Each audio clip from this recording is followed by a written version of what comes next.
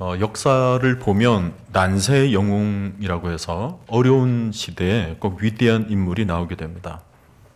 교회도 마찬가지인 것 같아요. 교회에 어려움이 있으면 꼭 그 속에 교회를 살려내고 교회를 지켜내고 또 교회를 일으키는 인물이 꼭 나오게 되어 있습니다. 스데반 당시에도 예루살렘 교회에 큰 어려움이 찾아왔습니다. 사도들이 구제 헌금을 집행하는 과정에서 좀 불공정한 그런 모습을 보이다가 교회 안에 어려움이 생겨났습니다. 히브리파 유대인과 헬라파 유대인이 있었는데 팔이 안으로 긋는다고 히브리파 유대인에게 사도들의 집행 과정에 있어서 조금은 한쪽으로 쏠리는 그런 일이 있었던 것 같습니다. 그래서 많은 사람들이 사도들을 향해서 불만을 좀 터뜨리게 되죠. 예루살렘 교회는 태동한 지 그렇게 오래되지 않습니다. 1년 남짓한 그런 짧은 역사 속에서 이 교회가 세워지다 보니까 많은 부분이 있어서 아직 모든 것들이 잘 갖춰져 있지 못한 상황이었습니다. 기초가 제대로 닦여져 있지를 않았죠. 그런데다가 하루아침에 3,000명, 5,000명씩 예수를 믿겠다고 몰려드는 사람들 때문에 인산인해를 이루는 그런 교회에 무슨 부서가 있겠습니까? 무슨 위원회가 있겠어요? 그냥 하나님 찬양하고 싶어서 모여진 사람들이기 때문에 그 속에서는 아무런 모임도 없이 그냥 몰려들었는데 그 많은 사람들을 또 섬기는 일에 있어서 사도들이 조금은 실수를 한 것 같습니다. 그래서 이제 사도들이 우리의 본질은 말씀을 전하는 것인데 너무 이런 일들을 하다 보니까 정작 신경을 써야 될 말씀은 집중하지 못하니까 그러지 말고 이 일만 좀 전담할 수 있도록 우리가 일꾼을 좀 세우자. 그렇게 해서 세워지게 된 것이 초대교회 7집사입니다. 지금 우리 시대에도 집사님들이 계시지만 이 시대에 세워진 집사님들은 오늘날 이 시대로 비교를 하면 이제 안수 집사님들에 좀 가까운 거예요. 특별히 교회 안에서 좀 인품이 있고 덕망이 있고 또 신뢰가 있는 그런 분들 7분을 세워서 교회 구제사회뿐만 아니라 교회 여러 가지 행정적 업무들을 처리하도록 만들었는데 그 중에 가장 선두에 있었던 사람이 누구냐면 바로 스데반입니다. 돈 문제 또 경제적인 측면 모든 부분을 막기 위해서 교인들이 수천 명 그 이상 되는 숫자 중에 고르고 고른 분이 7집사 그 중에 가장 선봉에 서서 리더 역할을 했던 분이 스데반 집사였던 것입니다. 스데반은 교포 유대인이라고 그랬습니다. 그러니까 예루살렘 본토박이가 아니고 유대인 혈통을 지니고는 있었지만 다른 지역에 살고 있다가 지금 예루살렘 지역에 들어와서 함께 공동체를 이루고 있었던 그런 교포 유대인. 그래서 스데반이라는 이름은 순수한 히브리어 이름이 아니에요. 스데반이라는 이름의 뜻은 왕관이라는 의미를 갖습니다. 왕관. 근데 나중에 진짜 찬란한 왕관을 쓰게 된 사람입니다. 자기 이름대로 된 거예요. 그리고 스데반은 무슨 사도나 제자가 아니라 말씀드린 것처럼 평범한 성도들 중에 뽑힌 평신도였습니다. 남들처럼 평범하게 신앙생활을 하던 인물이었는데 하나님께서 은혜를 주셔서 틈만 나면 가슴속에서 정말 끓어오르는 복음에 대한 열정을 억누를 길 없어서 온 세상을 돌아다니면서 정신없이 그리스도를 전하는 일에 앞장을 섰던 사람입니다. 비록 신분은 평신도였지만 사도들보다도 더 활동을 많이 했던 사람이죠. 그래서 그런지 교회사에서는 평신도 운동의 선구자였다 그렇게 평가를 하고 있습니다. 그리고 또 스데반은 기독교 역사가 시작된 이래로 가장 최초의 순교자였습니다. 성경을 보면 마지막 죽는 장면을 기록한 인물이 흔하지 않습니다. 성경을 보면 마지막에 천국으로 인도함을 받는 마지막 장면을 기록한 사람이 딱 2사람 나와요. 한 분은 예수 그리스도시고 또 한 사람은 오늘 스데반인 것입니다. 그 외에는 베드로가 어떻게 죽었는지, 위대한 사도 요한도 성경은 기록했지만 아무도 그가 어떻게 죽었는지에 대해서는 기록해주고 있지는 않아요. 오직 예수 그리스도와 또 스데반만이 마지막 그 숨지는 순간 모습까지 상세하게 기록해주고 있습니다. 그만큼 스데반의 죽음은 하나님 나라에 큰 의미를 지닌 하나의 역사적인 사건이고 아름다운 기록인 것입니다. 우리가 이런 스데반의 삶을 보면서 도전을 받게 되는 것이 뭐냐면, 우리는 과연 그렇다면 어떻게 살다가 갈 것인가? 우리의 생은 어떻게 마감할 것인가? 스데반도 동일하게 평신도였고 평범하게 하나님을 믿는 사람인데, 그가 하나님을 영접하게 되면서 모든 삶을 하나님을 위해서 살아드렸던 것처럼 나 역시도 하나님을 알게 되었고 하나님을 믿고 지금 하나님을 따르는 하나님의 백성이 되었는데, 나는 어떻게 살 것인가? 스데반의 삶과 우리의 삶을 비교하면서 우리가 도전을 받게 되는 것입니다. 한 번밖에 없는 인생이에요. 한 번 살다가 그냥 100년도 채 되지도 않는 인생을 살다가 가는 인생들입니다. 한 번으로 살다가 끝마치는 우리의 귀한 삶인데, 이런 삶을 우리도 이 시대 속에서 어떻게 살다가 갈 것인가? 이왕에 왔다가 가는 인생이라면 좀 스데반처럼 정말 가치 있게 살다가 갈 수는 없을까? 스데반처럼 정말 하나님께 영광을 돌리는 아주 멋진 성도로 살다가 내 인생을 마무리 지을 수는 없을까? 이런 도전. 여러분, 우리가 세상 것 취하려고 우리에게 주어진 인생을 그저 세상의 것들을 얻기 위하여서 아웅다웅 우리에게 주어진 시간들을 다 허비하고 우리 인생을 마감하게 되면 우리에게 남겨진 것이 무엇이 있을까요? 우리도 여전히 하나님으로부터 부름을 받아서 하나님의 존재, 우리를 향하신 그 존재의 의미를 우리도 발견하고 존재의 목적을 발견하고 우리의 사명을 발견한 하나님의 백성이라면, 우리도 스데반처럼 우리에게 주어진 시간을 정말 의미 있게 살다가 가야 하지 않겠습니까? 자, 이 일을 위해서 오늘 스데반의 삶을 살펴보면서 우리가 도전을 좀 받아야 되겠는데요.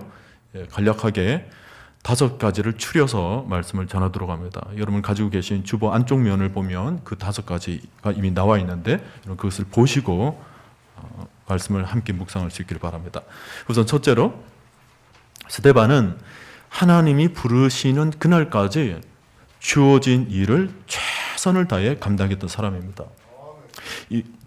예루살렘 교회의 기둥으로서 또 교회가 가장 필요로 하는 인재로서 스데반의 마지막 모습은 그야말로 충성이었습니다.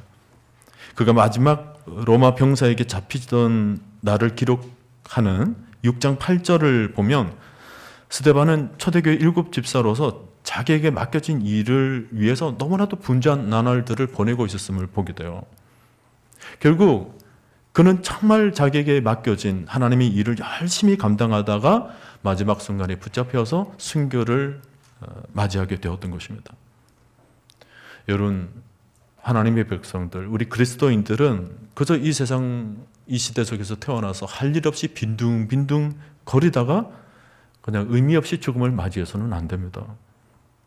우리 중에 나이와 상관없이 언제 하나님이 부르실지 모릅니다. 흔히 올 때는 뭐 순서가 있어도 갈 때는 순서가 없다고 그러잖아요. 지금도 병원에는 연로하신 분들만 누워 계신 것이 아닙니다. 젊은데도, 나이가 아직 한참인데도 죽음의 사투를 지금 벌이고 있는 사람들이 굉장히 많습니다. 그러니까 우리가 언제 어떻게 하나님으로부터 부름을 받게 될지는 아무도 모릅니다. 하나님이 언제라도 부르신다면 지금이 있는 모습으로 우리가 하나님께 나아갈 때 우리의 모습은 어떨까? 우리의 모습이 자랑스러운 모습일까? 아니면 부끄러운 모습일까? 우리가 우리 삶의 모습을 조금 진단해 볼 필요가 있는 것입니다. 제가 공부하던 미국 신학교에 은퇴한 총장님이 계셨습니다. 근데 그분이 은퇴를 하고 난 뒤에 학교에 계속 나오시는 거예요. 이유가 뭐냐니까 학교 청소를 하기 위해서 나오신답니다. 흔히 정년 퇴직하고 나면 이제 남은 세월 그동안 힘써 달렸으니까 이제 남은 세월을 관광이나 하고 좀 인생을 좀 즐기다가 엔조이 하다가 인생을 마감해야지, 뭐 일반적으로 그렇게 생각하지 않습니까? 근데 이분은 달랐어요. 내가 은퇴는 했지만, 나의 직무는 끝마쳤지만 하나님께서 부르시는 그날까지 내가 하나님을 위해서 뭔가 해야 할 일을 찾아야 되겠다 해서 그 학교의 수의가 되었습니다. 그 신학교의 경비원이 되어서 아침 일찍 와서 밤늦게까지 학교를 돌보고 학생들을 섬기는 일을 한 거예요. 매일 아침 일찍 나와서 학교를 쓸어 담고 낙엽을 치우고 이렇게 하는데 어느 날 저와 또 신입생 몇 명이 그룹을 이루어서 그 학교를 처음 방문했을 때 제가 그분을 처음 봤습니다. 그분이 물어요. 한국에서 오셨냐고. 예, 맞습니다. 처음에는 그분이 어떤 분인지 몰랐어요. 그냥 학교에 경비하시는 분인가 보다 그 정도로만 생각을 했죠. 잘 왔다고, 한국에서 오시는 분들 정말 열심히 공부를 하시는 분이 많다라고 얘기를 하시면서 덧붙이는 말씀이 헬라어를 모르면 내게로 오시오, 그런 말을 하는 거예요. 깜짝 놀랐어요. 아니, 이 학교는 신학교인지라 경비하시는 분의 수준도 다르구나. 아니, 어떻게 이런 분들까지 헬라어를 그렇게 잘 아시나, 그렇게 얘기했는데 나중에 알아보니까 그분이 이전 학교 총장님이셨던 거예요. 진짜 깜짝 놀랐습니다. 어떻게 그런 일을 하고 계시는지. 기독교 성경 주석학자 중에 벵겔이라고 하는 유명한 주석학자가 있습니다.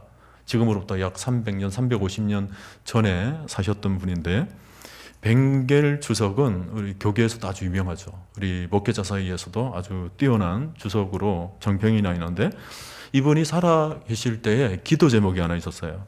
하나님 옆에 날마다 기도하는 제목이 뭐였냐니까, 주님, 나는 공장에서 일하던 직공이 저 시골집에서 부모가 면회왔다라는 소식을 듣고는 공장에서 하는 일을 내려놓고 정신없이 밖으로 뛰어나가듯이 나는 그렇게 죽고 싶습니다.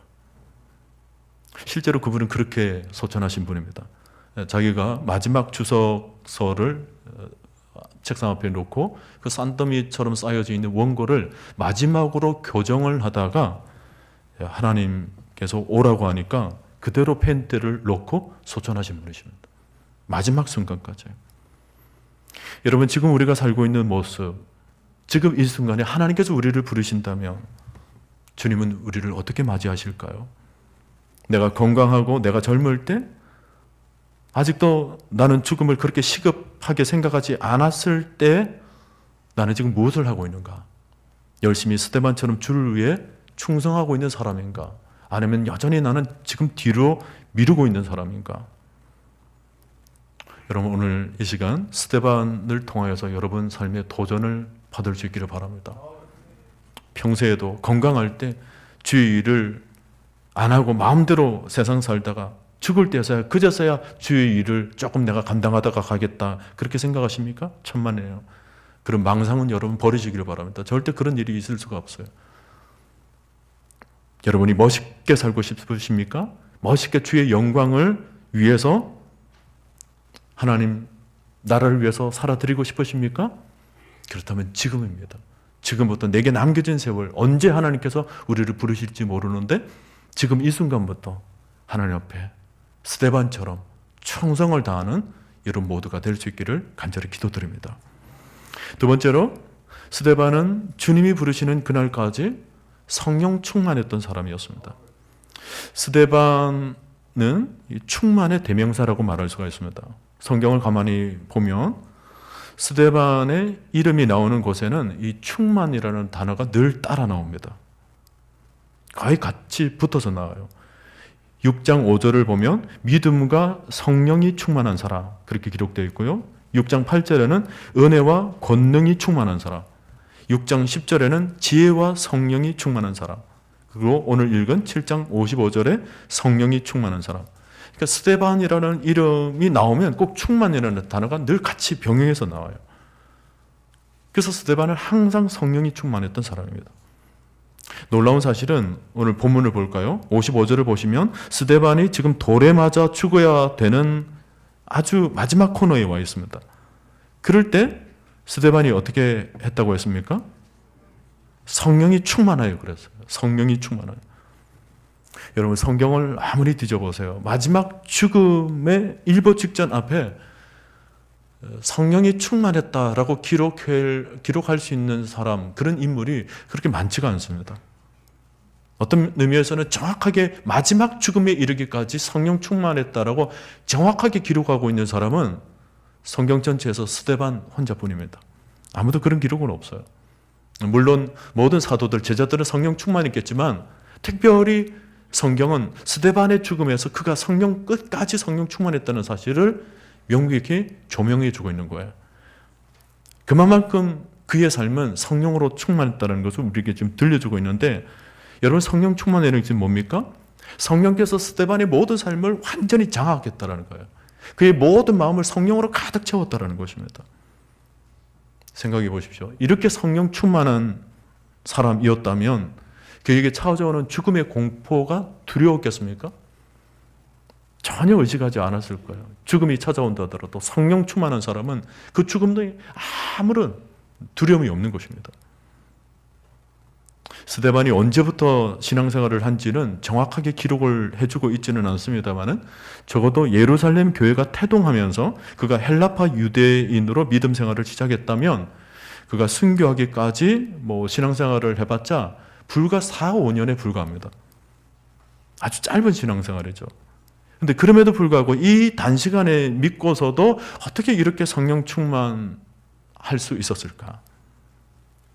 오늘 우리가 예수를 믿은 지 10년이 됐고 20년이 되었는데도 우리가 죽을 때까지 성령 충만하지 못한 채로 죽음을 맞이하게 된다면 우리의 삶이 얼마나 불행한 삶이 되겠습니까? 마지막 임종에서도 죽는 순간까지 찬송하고 감사하며 기뻐하면서 우리가 죽어야지, 그저 안 죽으려고 이를 부득부득 갈면서 바둥바둥 그러면서 겨우겨우 사토하다가 죽음을 맞이하게 된다면 그 마지막 모습이 얼마나 초라하게 보이겠습니까? 오늘 여러분은 지금 이 순간 살아서도 그렇지만 죽음의 순간까지도 성령 충만할 수 있기를 간절히 바랍니다. 여러분 스스로 한번 도전을 해보십시오. 하나님, 나에게 성령을 충만히 채워주옵소서. 오늘 스데반처럼 나에게 말씀 충만, 권능 충만, 지혜 충만, 믿음 충만, 성령 충만으로 가득 채워주셔서 나도 스데반처럼 그 충만한 삶으로 남은 여생을 살게 하여 주시옵소서. 아멘입니까? 세 번째로 스데반은 주님이 부르시는 그날까지 주님 영광만 바라보며 살았습니다. 여러분, 스데반이 지금 죽음 직전에 그가 끌려가 있는 곳은 사내드린 공회의 재판석입니다. 사나만 죽음의 공포가 두려워진 그런 곳이죠. 실제로 거기서 가보면 이제 돌로 지어진 곳에서 누구라도 재판을 받고 바로 즉시로 죽음에 이를 수 있는 그런 재판석입니다. 바로 그곳에 우리 예수님께서도 재판을 받으셔서 십자가 형장으로 끌려가신 자리입니다. 지금 그곳에 지금 스데반이 그 속죄 건물의 그 차디찬 바닥에 무릎이 꿇힌 채로 지금 재판을 받고 있는데, 놀라운 것은 그 속죄 건물 천장 위를 올려다봤는데 이 스데반에게 놀라운 광경이 펼쳐지는 거예요. 실제로 눈에 보이는 것은 재판관들과 주변에 구경꾼들이 놓여져 있었지만 그는 땅을 보지 않고 하늘을 봤어요. 그랬더니 하늘 문이 열리고 하늘이 확 갈라지더니 예수 그리스도께서 하나님 우편에 서 계신 모습이 그의 눈에 딱 들어오게 된 거예요. 정말 참 기가 막힌 일입니다. 생각만 해도 황홀 중에 황홀한 모습이죠.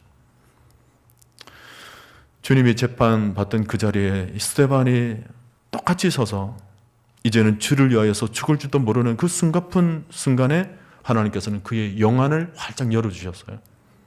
하나님 나라에서 스데반을 기다리고 있는 예수 그리스도의 영광스러운 모습을 그에게 보여주신 것입니다. 그래서 너무나도 스데반이 기쁘고 너무나도 가슴이 뛰어서 아무리 재판석이고 아무리 피고로 서 있는 상황이지만 입을 다물고 가만히 서 있을 수가 없었어요. 그래서 그가 외친 말이 뭐냐면, 보라, 하늘이 열리고 인자가 하나님 우편에 선 것을 보노라, 이렇게 외쳤어요. 재판관들이 가슴이 섬찟하지 않았겠습니까? 인자가 누구예요? 예수 그리스도예요. 하나님이라는 뜻입니다. 왕이라는 뜻입니다. 참 정말 멋진 광경이에요. 참된 승리자가 누구인지를 보여주고 있는 거예요. 자기가 피고고 자기가 재판을 받고 있지만 실은 거꾸로 된 거예요. 오히려 하나님께서 영광 가운데 승리를 안겨다 주는 장면이 펼치고 있는 거예요. 근데 여러분, 우리가 성경을 보통 보면 예수님께서 하늘 보좌에서 우리를 바라보실 때 흔한 표현은 뭐냐면 그분이 앉아서 우편 보좌에 앉아서 우리를 본다라는 그런 표현을 흔히 하고 있죠. 성경을 보면. 근데 오늘 본문은 달라요. 스데반을 바라보는데 서서 바라보는 거예요. 여러분, 이 예수님의 마음을 이해하시겠습니까? 스데반을 바라보는 거예요. 마지막 순간에, 그 죽음에 이르는 순간에 스데반을 바라보면서 주님이 서서 바라보는 겁니다. 스데반의 그 찬란한 모습을 우리 주님께서는 마음에 들뜨고 너무 감격스럽고 너무 설레고 너무 자랑스럽고 너무 뿌듯해서 주님께서 그야말로 안절부절 못하는 마음으로 지금 서 계신 거예요. 왜 여러분 그럴 때 있잖아요. 명절 때 아들내가 온답니다. 여러분 방에 있는데 아들내가 온다는데 마음이 어때요? 들뜨죠? 그래서 방 안에 있지를 못하는 거예요. 일어서고 서서 거실을 거닐다가 전화를 해서 너 어디까지 왔니? 가까이 왔어? 10분이면 도착해. 그러면 어때요, 여러분? 방 안에 있지를 못해요. 밖으로 나갑니다. 나가서 손주가 어디까지 오는지, 아들내가 어디까지 오는지 지켜보는 그 마음. 지금 주님이 그 마음으로 스데반을 바라보고 있는 거예요. 놀랍게 영광스럽게 그 보좌에서 앉아있지를 못하고 서서 바라보는 거 있는 것입니다. 성경학자들은 주님이 왜 서 계신가 몇 가지로 해석을 합니다. 첫 번째는 지금 하늘나라에 들어올 것을 내다보시고 그 스데반을 영광스럽게 영접하기 위해서 자리에서 일어나셨다라는 그런 해석이 있고요. 또 하나는 스데반을 지금 오는 즉시 그를 데려다가 천국에 있는 모든 믿음의 선진들에게 다 구경시키기 위해서 미리 준비하고 있다. 천사들과 모든 하늘에 있는 것들에게 스데반을 다 안내해서 하늘도 구경시켜주고 하늘에 있는 모든 자들에게 다 소개하기 위해서 주님이 지금 맞이하고 계신다. 그렇게 해석하는 신학자도 있습니다. 어떤 식으로든 지금 영광 가운데 계신 주님께서 스데반을 이제 맞이할 준비가 되어 있다는 것입니다. 놀라운 일이죠. 아름다운 일이에요. 우리도 사는 동안 이 영광을 바라보면서 살면 얼마나 행복하겠습니까? 이 땅을 살지만 우리도 하늘의 문이 활짝 열려져서 하늘의 영광을 바라보며 산다면 이 땅에 그 어떤 자그마한 것에 우리 마음이 빼앗기지를 않을 거예요. 아웅다웅 살지를 않을 겁니다. 자그마한 것에 내 마음이 흔들리지 않을 것이고 자그마하게 찾아오는 어려움 속에 우리 마음이 그렇게 곤혹들지 않을 것입니다. 오늘 여러분들의 영안이 활짝 띄어져서 하늘의 영광을 바라볼 수 있기를 간절히 축원드립니다. 넷째로 스데반은 주님 부르시는 그날까지 예수님을 닮으며 살았습니다. 스데반에게 지금 막 돌이 날아옵니다. 돌이 날아오는데 스데반이 피하지 않아요. 그 돌을 다 맞아뜨립니다. 그리고는 이제 자기는 마지막 죽음에 이르렀다는 것을 깨닫게 되죠. 그때 스데반이 뭐라고 했죠? 59절에 저희가 돌로 스데반을 치니 스데반이 부르짖어 가로되 주 예수여 내 영혼을 받으시옵소서. 여러분, 예수님이 십자가에 돌아가실 때 무엇이라고 했죠? 아버지여 내 영혼을 아버지께 부탁하나이다. 똑같은 내용이에요. 우리 예수님이 십자가에 돌아가실 때 아버지여 내 영혼을 아버지께 부탁하나이다. 이 기도처럼 스데반도 이 세상을 주님을 위해서 살다가 주님을 위해 죽을 때 주님처럼 죽었어요. 하나님, 내 영혼을 주의 손에 맡깁니다. 받아주시옵소서. 예수님을 닮았죠? 또 보세요. 그 다음에 스데반이 계속해서 무릎을 꿇고 크게 불러 가로되 무엇이라고 합니까? 주여 이 죄를 저들에게 돌리지 마옵소서. 여러분 어떻습니까? 이 말은 자기를 돌로 쳐서 죽이는 자들을 용서해 달라는 기도입니다. 얼마나 위대한 기도입니까? 그러면 이런 기도는 아무나 하는 기도가 아닙니다. 성령의 사람이 아니면 이런 기도할 수가 없어요. 예수님을 닮아가는 사람이 아니면 못합니다. 스데반은 살았을 때 정말 예수님을 닮아가는 사람이었더니 죽을 때도 꼭 예수님처럼 죽으려고 애를 썼던 사람이에요. 저들의 죄를 돌리지 마옵소서. 저들을 용서하시옵소서. 또 하나 있습니다. 여러분, 예수님은 자신의 죽음을 가리켜서 이렇게 말씀하셨어요. 한 알의 밀알이 떨어져 썩지 않고 그대로 있으면 아무 열매가 없고 썩으면 많은 열매를 맺느니라. 그래서 누구를 두고 한 얘기입니까? 당신 자신, 예수님 스스로를 바라보며 하신 말씀이에요. 지금 당신께서 십자가에서 죽는 것은 마치 하늘의 밀알이 땅에 떨어져서 썩는 것과 같은 거예요. 근데 그 썩어짐은 결코 죽음으로 끝나지 않습니다. 그 썩어짐으로 인하여서 영혼들이 살아나는 거예요. 인류가 살아나는 것입니다. 나라와 민족과 열방이 살아나는 거예요. 주님이 그것을 바라보는 거예요. 그래서 그분은 넉넉히 이 썩어짐 죽음으로 끝나지 않고 하나의 밀알이 되어 아름다운 천국 하나님 나라를 이룰 것이라는 것을 보고 그분은 넉넉히 그분의 죽음을 맞이하게 되었던 것입니다. 근데 스데반이 지금 어때요? 스데반도 똑같아요. 스데반도 썩는 밀알이 됩니다. 왜냐하면 어거스틴이 이런 말을 했어요. 스데반이 죽을 때 만약 그가 기도하지 않았더라면 바울은 복음을 증거하는 선교사가 결코 되지 못했을 것이다. 스데반의 죽음을 그렇게 평가를 한 것인데 실제로 그랬습니다. 여러분, 스데반을 죽이는데 두목 역할을 한 사람이 누구였냐면 사울이었어요. 본문에서는 사울이라는 청년이라고 하는데 사실은 사울과 스데반 또 바나바는 같은 문화생이었습니다. 오늘날 대학으로 따지면 대학 동기 동창생이었어요. 가브리엘 문화에서 같이 배웠던 사람입니다. 그런데 유대 전통에 사로잡혔던 바울과 그 문화생들과는 달리 하나님께서 이 스데반에게 큰 은혜를 주셔서 그리스도가 예수 메시아이심을 깨닫게 만들고 그리고 그리스도인이 되도록 만들었어요. 근데 그 죽음을 지금 누가 집행하고 있는 거예요? 사울이라는 청년이 집행하고 있는 거예요.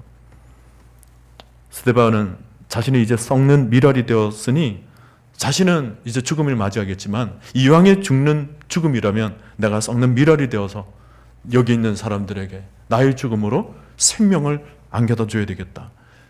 아마 스데반은 그런 기도를 한 것 같아요. 그랬더니 진짜 썩는 밀알이 되어서 그 앞에 있던 사울이라고 하는 이 사도 바울이 나중에 위대한 선교사가 됩니다. 그렇죠? 동시에 스데반이 죽음으로 인하여서 예루살렘에 있던 3,000명, 5,000명이 그냥 막연한 예배드리는 자가 되었던 것이 아니고 모두가 다 신실한 그리스도인으로 바뀌어버려요. 스데반의 죽음을 보고 일반 평신도, 평집사의 죽음을 보고 모두가 다 우리도 스데반처럼 하나님의 복음을 위해서 살자. 그래서 그들은 이 일로 인해서 모든 갈릴리와 유대 지방으로 다 흩어지게 되었는데 흩어지는 곳곳에서 복음을 전하는 사람들이 되었고 그리고 그곳에 교회들을 세웁니다. 놀라운 일이에요. 그러니 누구를 닮았습니까? 예수님을 닮았어요. 주님이 썩는 밀알이 되셔서 온 인류를 구원하신 것처럼 스데반은 자신의 죽음으로 많은 영혼들을 구원하게 된 것입니다. 여러분, 믿음의 사람의 죽음은 죽음으로 끝나지 않고 또 다른 믿음의 불씨가 됩니다. 제가 목재 이거는 40일을 진행하면서 그런 말씀을 드렸죠. 여러분이 꼭 시간을 내어서 양화진 묘원에 한번 방문을 해보시길 바랍니다. 여러분이 그룹을 지어서도 좋고 동아리 활동을 통해서도 좋고 소그룹 모임을 통해서도 좋아요. 꼭 여러분들이 그 묘원에 가셔서 그 밀알이 되어 있는 수많은 선교사들의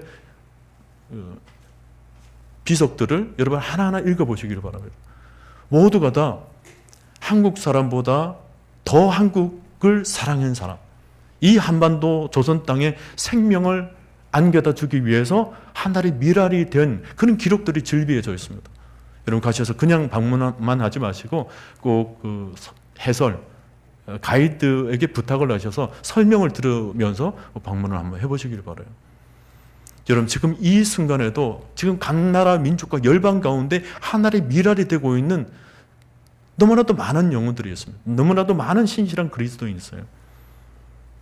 여러분 그런 사람들의 한 가지 소원이 무엇이겠습니까? 주여 내가 예수 닮게 하여 주옵소서. 주님처럼 나도 이 땅을 정말 멋있는 그리스도인으로 살다가 가게 하여 주옵소서. 주여 스데반처럼 주님을 닮은 죽음을 맞이하게 하여 주옵소서. 되든 안 되든 그렇게 기도라도 하는 거죠. 하나님의 면전에서 우리가 부끄러움을 당하지 않으려면 이 땅 가운데 내 영혼 하나님께 맡겨드립니다라는 이 신실한 믿음의 고백을 가지고 믿음을 전진해 나갈 때 우리 하나님께서는 의의 면류관을 여러분 모두에게 안겨다 주실 줄로 믿습니다. 다섯 번째로 스데반은 마지막 순간까지 복음을 증거하다가 죽었습니다. 스데반은 예수 증거하다가 죽었어요. 순교했다는 말입니다. 여러분, 우리 모두는 선교사가 아닙니다. 그냥 평범한 하나님을 믿는다라는 그런 평범한 성도들 뿐이에요. 우리 중에는 제가 볼 때는 거의 199은 주의 복음을 위해서 죽을 만한 일을 당할 분은 아마 거의 없으리라 저는 생각을 해요. 안희숙 여사님이라고 여러분 아시죠? 죽으면 죽으리이다. 이것을 책을 쓰신 분입니다. 그분도 복음을 전하다가 죽음을 맞이하고 싶었던 사람입니다. 그래서 그분이 감옥에 들어가서도 이제 여기서 복음을 전하다가 죽겠구나. 그래서 그 감옥에서 열심히 복음을 전했어요. 이제 마지막 죽음을 맞이하게 될 테니까. 그런데 그 역시도 하나님께서 다 건져내십니다. 감옥에서 죽도록 내버려 두지를 않으세요. 다 건져냈어요. 그러니 우리 같은 사람 주를 위해서 죽겠다. 주의 복음을 위해서 죽겠다 해도요. 그 아무나 허락된 일이 아닙니다. 내가 주를 위해서 순교하겠다. 어떤 면에서는 천진난만한 생각인지도 모릅니다. 우리는 그냥 평범하게 살다가 그냥 갈지도 몰라요. 근데 여러분 중요한 것은 뭐냐면 우리 인생의 방향의 문제예요. 내가 그렇게 순교자나 선교사가 되지는 못할지라도 내게 맡겨준 인생을 내가 어떻게 하다가 살 것인가? 주를 위해서 복음 전하다가 살아가시는 여러분 모두가 될 수 있기를 바랍니다. 복음을 위해서 사는 거죠. 여러분 타이타닉호 아시죠? 마지막 그 대서양에 큰 배가 침몰하면서 수백 개의 사람이 수장되었던 사건 아닙니까? 근데 그 타이타닉호의 숨겨진 뒷얘기가 있어요. 하프라고 하는 목사님이 이제 마지막 순간에 복음을 전한 얘기입니다. 그 배에서 수많은 사람들이 대서양 그 차디찬 바다에 다 물에 잠기게 되었는데 모두가 다 자그마한 널판치 하나 의지한 채로 그렇게 물에 떠 있는 거예요. 점점 몸은 식어져 가고 있는 그런 상황입니다. 그런데 이 하프 목사님은 그런 생명을 유지하기 위해서 널판지를 붙잡고 있었던 것이 아니고 이곳저곳을 헤엄치며 돌아다닙니다. 마지막 순간까지 복음을 전하려고. 그 널판지를 의지해서 떠 있는 사람들에게 한 사람 한 사람 돌아다니면서 그 차디찬 물을 헤엄치며 한 사람 한 사람 찾아다니면서 복음을 전하는 거예요. 당신 예수를 믿소. 나는 아직 예수를 믿지 않소. 그러면 지금이라도 이 순간이라도 예수 그리스도를 영접하시오. 그러면 당신은 하늘나라의 천국 백성으로 영원한 생명을 얻을 것입니다. 이렇게 복음을 전하는 거예요. 한 사람 한 사람 돌아다니면서 여러 수십 명의 사람들에게 그렇게 복음을 전했어요. 그러고는 그는 차디찬 대서양 그 바다에 결국은 죽음을 맞이합니다. 그러고는 이내 구조활동이 벌어지는데 많은 사람들 그 중에서 일부가 이제 건짐을 당하게 되죠. 근데 그때 그 고백이 나오는 거예요. 마지막 순간에 전도를 받았던 사람들이 그런 고백을 합니다. 내가 이렇게 육신을 다시 생명을 얻게 되어서 구원을 받은 것보다 나에게는 더 큰 기쁨이 있습니다. 마지막 순간에 그 하프라고 하는 그 목사님이 마지막 생명을 다하는 순간에 제게 영원한 생명을 얻도록 만드는 복음을 전해줬습니다.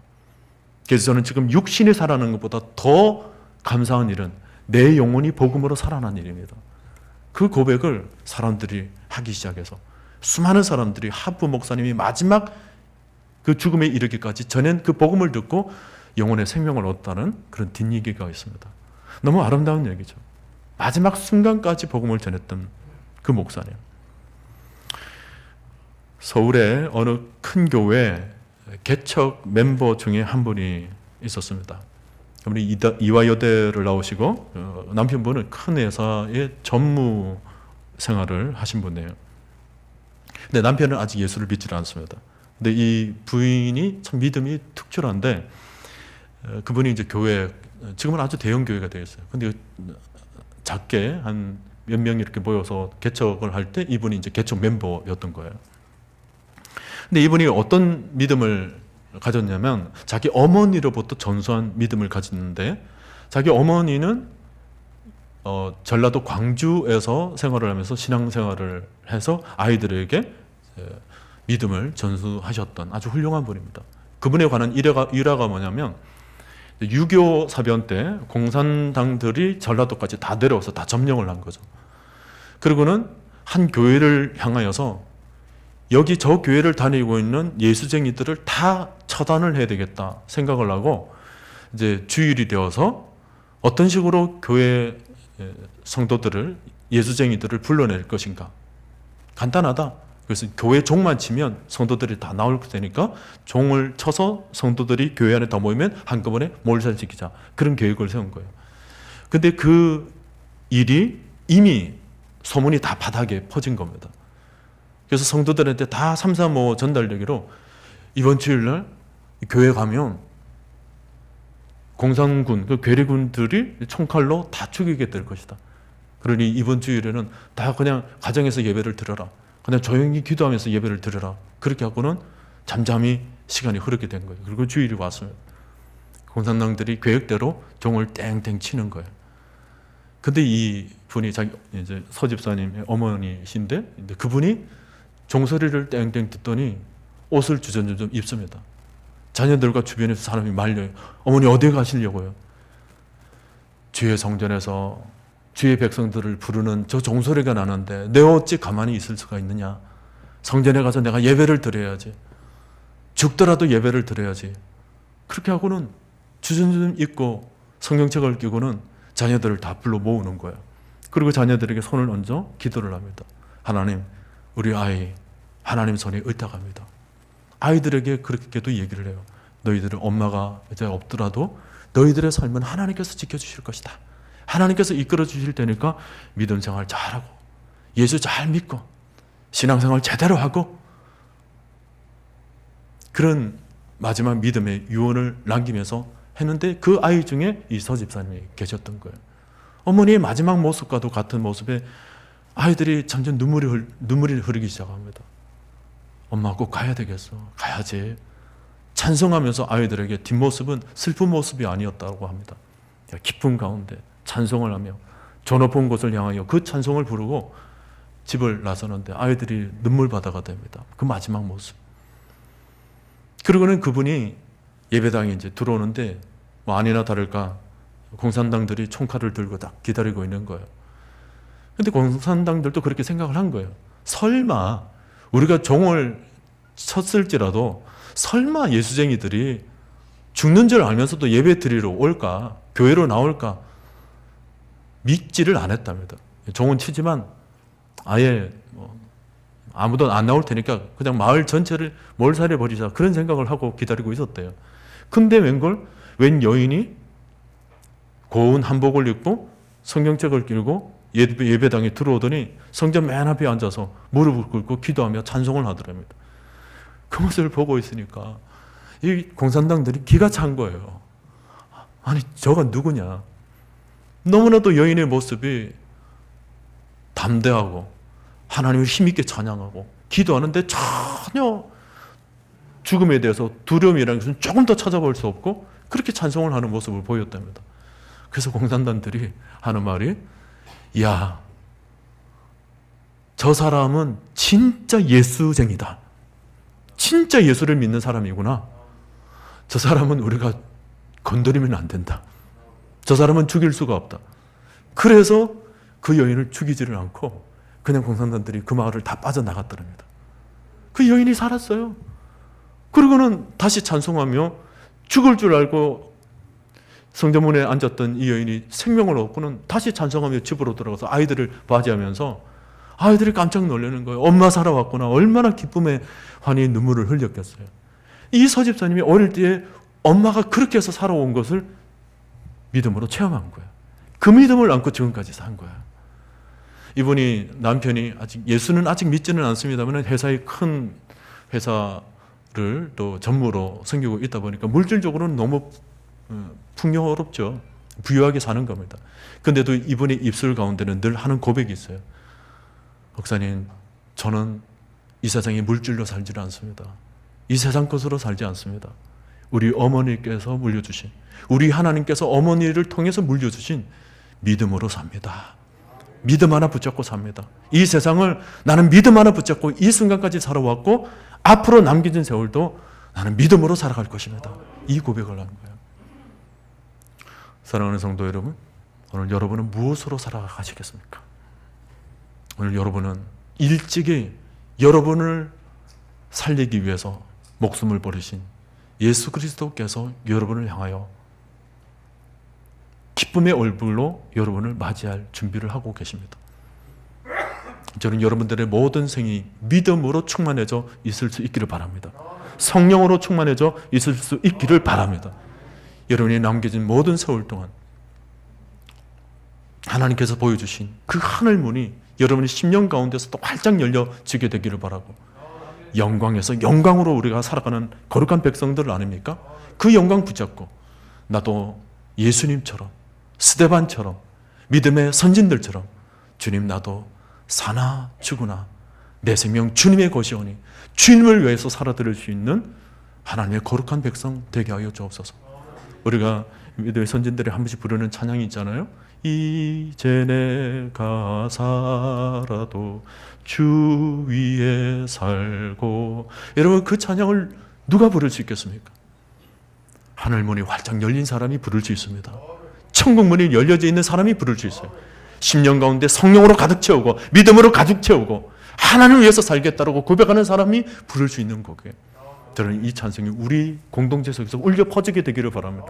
그래서 우리의 아름다운 공동체가 정말 신실한 믿음의 공동체가 될 수 있기를 바라고, 여러분 모두도 스데반처럼 정말 예수 닮기를 원하고 하나님 영광을 위해서 살아드리기를 원하고, 그리고 내게 맡겨진 하나님의 사명 마지막 순간까지 충성을 다하여 살아드리다가 주님 부르시는 그날에 우리도 찬송하며 감사하며 기쁨으로 주 영광 보좌 앞에 나와 우리를 맞이하기 위해서 서 계신 예수님을 영접함으로 영원한 생명이 우리의 심령 가운데 영원토록 펼쳐지는 역사가 충만히 일어나게 되기를 주님의 이름으로 간절히 축원드립니다.